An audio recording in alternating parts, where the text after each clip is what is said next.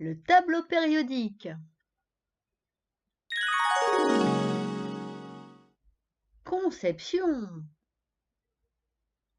En 1869, le Russe Dmitri Ivanovitch Mendeleïev a classé les atomes, appelés aussi éléments, en référence à leur masse atomique.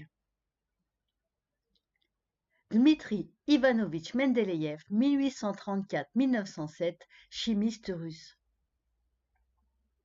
D'où le célèbre tableau périodique des éléments. Les lignes horizontales sont appelées périodes. Les périodes correspondent au nombre d'orbites où gravitent les électrons. Première couche maximum 2 électrons, deuxième couche 8 électrons, troisième couche 18 électrons, quatrième couche 32 électrons, cinquième couche 50 électrons, sixième couche, septième couche.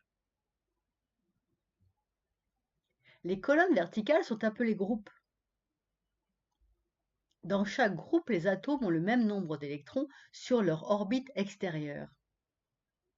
Dans le tableau périodique, tous les éléments d'un groupe vertical, qui ont un même nombre d'électrons sur leur orbite extérieure, possèdent des propriétés chimiques communes.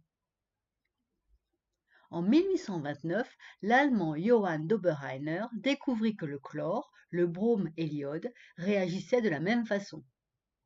Il est convaincu que les propriétés des éléments sont liées à leur masse atomique, masse des protons et des neutrons. Johann Wolfgang Dobereiner, 1780-1849, chimiste allemand. Le tableau périodique permet de comprendre les réactions des divers éléments. C'est une référence très utile.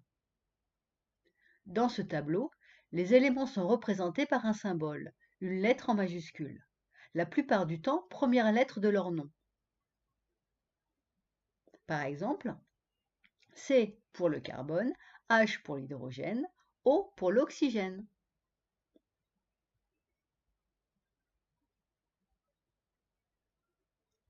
Les 26 lettres de l'alphabet ne suffisent pas pour représenter la centaine d'éléments. On ajoute donc une lettre minuscule à la majuscule pour identifier l'élément. Par exemple, Ca pour calcium, Cl pour chlore, Cr pour chrome et Cu pour cuivre, He pour hélium.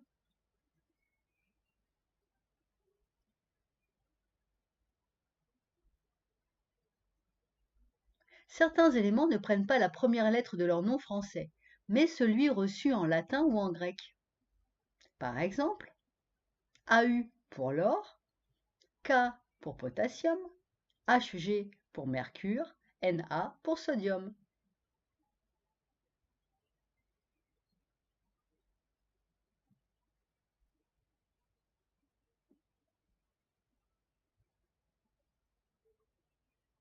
Chapitre validé?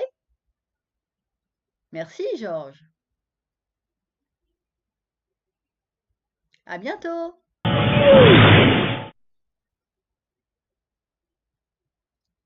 Vous avez été intéressé, vous désirez participer? Voici 3 possibilités, like, Tipeee et Patreon. Pour être informé des prochaines mises en ligne, pensez à vous abonner.